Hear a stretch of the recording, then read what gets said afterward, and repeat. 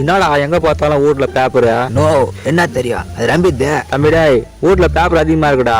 அதுக்கு நானா பணத்தை எத்தனை போய் கோப்பையில போட்டு வரலாமா? சி என்ன வீண் தொலைய மாட்டேங்குது.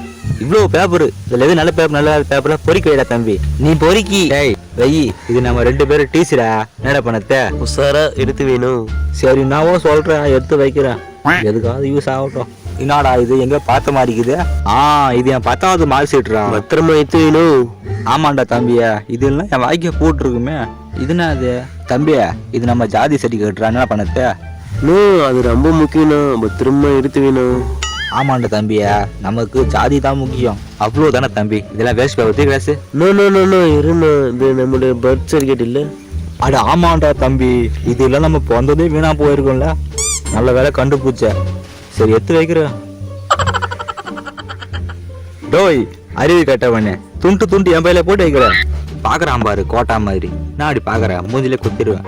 என்னடா பாக்குற அப்படியே?